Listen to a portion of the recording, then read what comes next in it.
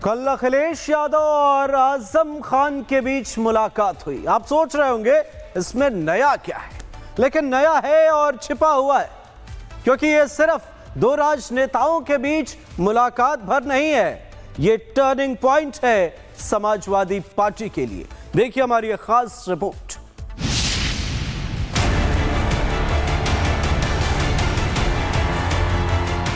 आजम खान के ऊपर झूठे आरोप लगाए गए। जितने भी झूठे मुकदमे लगे सब वापस होंगे। आजम खान के पूरे परिवार को परेशान किया गया। इतना तकलीफ परेशानी किसी को नहीं पहुंचाई गई होगी जितनी आजम खान साहब और उनके परिवार को पहुंचाई गई है। झूठे मुकदमे का रिकॉर्ड बना रही है सरकार। ये कोई वर्ल्ड रिकॉर्ड बना रही है भारतीय जनता पार्टी। बीजेपी के खिलाफ साथ लड़ेंगे। ये बड़ी लड़ाई है, उसमें हम सब लोग मिलकर के लड़ेंगे। 120 मिनट की मुलाकात के बाद आजम की चुप्पी ने अखिलेश को बोलने का पूरा मौका दिया। बंद कमरे से एक साथ दोनों ही नेता बाहर आए, लेकिन आजम अभी भी चुप ही थे। मुलाकात, बात और स्वास्थ्य का हाल जानने पहुंचे अखिलेश ने अपनी बातों को खत्म करते करते काम का बयान ये दे दिया कि बीजेपी के खिलाफ अब साथ लड़ेंगे। मतलब यह कि उत्तर प्रदेश में 2027 के कैनवस पर अखिलेश और आजम की एमवाई समीकरण वाली राजनीति देखने को मिलेगी। फिलहाल अखिलेश का शायरी वाला अंदाज बता गया कि बंद कमरे में जज्बात का आलम क्या था। सोशल मीडिया पोस्ट के जरिए अखिलेश ने लिखा, क्या कहे भला उस मुलाकात की दास्तान जहां बस जज्बातों ने खामोशी से बात की। आदरणीय आजम खान साहब वो बहुत पुराने नेता हैं। पुराने नेताओं की बात ही कुछ और है, पुराने लोगों की बात ही कुछ और होती है। ये हमारी पार्टी के दरख्त हैं।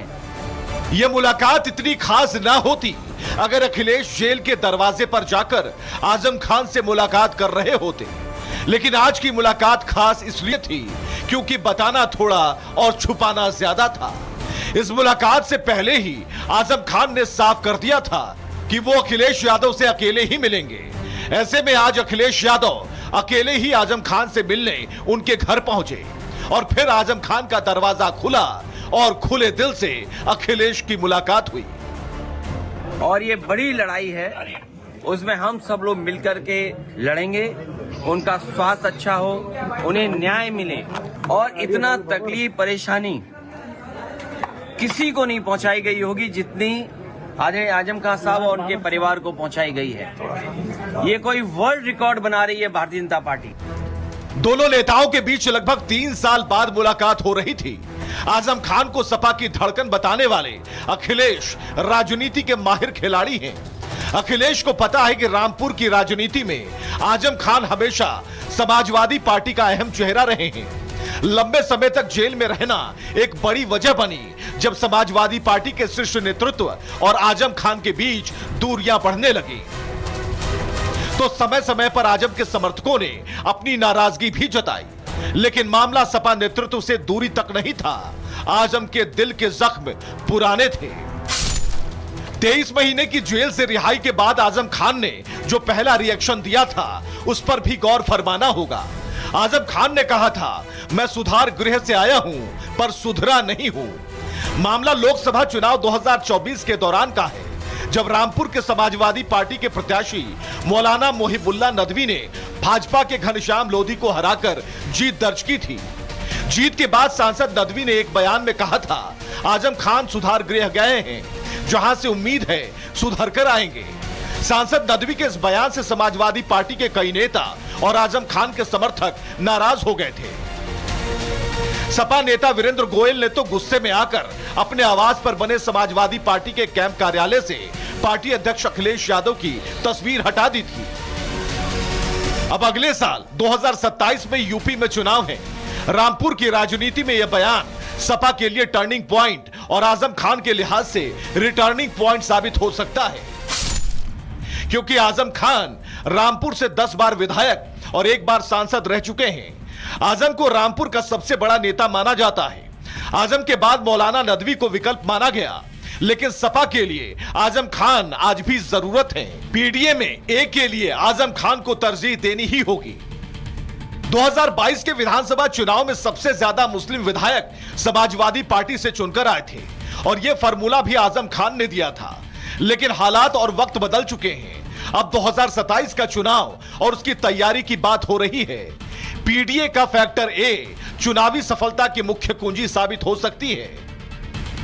अखिलेश को भी पता है बीजेपी के फॉर्मूले को टक्कर देने के लिए आजम को आजमाए बिना नहीं रहा जा सकता। बात रही जज्बातों की, तो राजनीति में गिले शिकवे सब समय के साथ खत्म हो जाते हैं, जैसे अखिलेश और आजम की मुलाकात के बाद हुआ। कल अखिलेश यादव और आजम खान के बीच मुलाकात हुई। आप सोच रहे होंगे इसमें नया क्या है, लेकिन नया है और छिपा हुआ है, क्योंकि यह सिर्फ दो राजनेताओं के बीच मुलाकात भर नहीं है, यह टर्निंग पॉइंट है समाजवादी पार्टी के लिए। देखिए हमारी एक खास रिपोर्ट।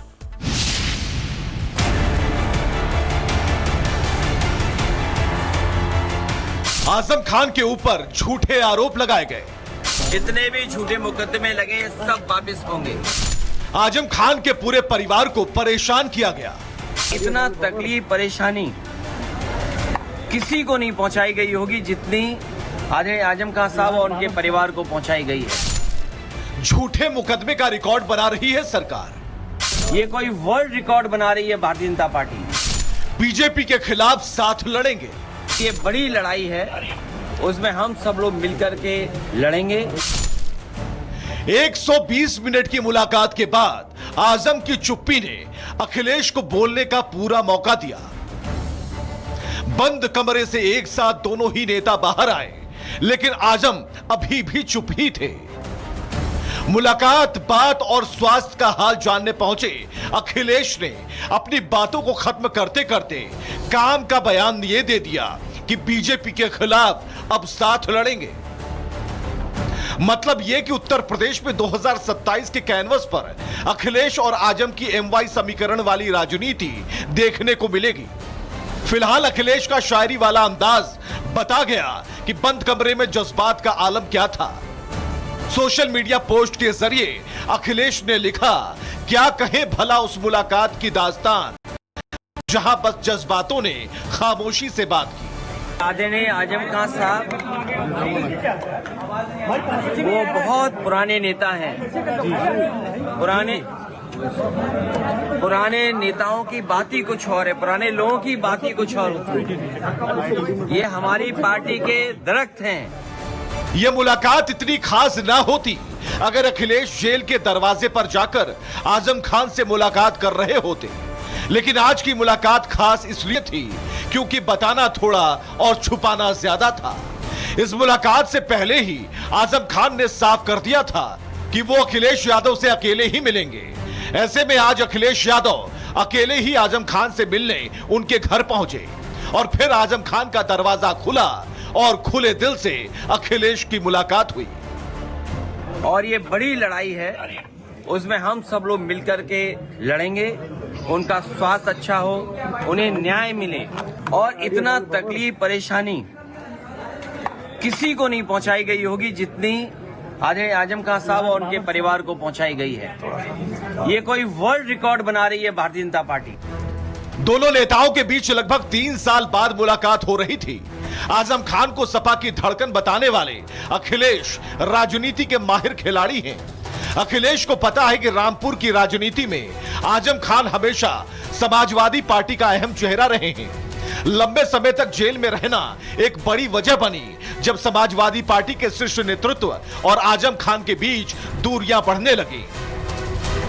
तो समय समय पर आजम के समर्थकों ने अपनी नाराजगी भी जताई, लेकिन मामला सपा नेतृत्व से दूरी तक नहीं था। आजम के दिल के जख्म पुराने थे। 23 महीने की जेल से रिहाई के बाद आजम खान ने जो पहला रिएक्शन दिया था उस पर भी गौर फरमाना होगा। आजम खान ने कहा था, मैं सुधार गृह से आया हूं पर सुधरा नहीं हूं। मामला लोकसभा चुनाव 2024 के दौरान का है, जब रामपुर के समाजवादी पार्टी के प्रत्याशी मौलाना मोहिबुल्लाह नदवी ने भाजपा के घनश्याम लोधी को हराकर जीत दर्ज की थी। जीत के बाद सांसद नदवी ने एक बयान में कहा था, आजम खान सुधार गृह गए हैं, जहां से उम्मीद है सुधर कर आएंगे। सांसद नदवी के इस बयान से समाजवादी पार्टी के कई नेता और आजम खान के समर्थक नाराज हो गए थे।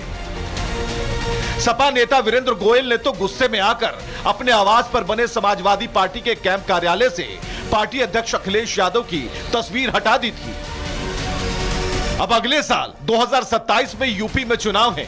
रामपुर की राजनीति में यह बयान सपा के लिए टर्निंग पॉइंट और आजम खान के लिहाज से रिटर्निंग पॉइंट साबित हो सकता है, क्योंकि आजम खान रामपुर से 10 बार विधायक और 1 बार सांसद रह चुके हैं। आजम को रामपुर का सबसे बड़ा नेता माना जाता है।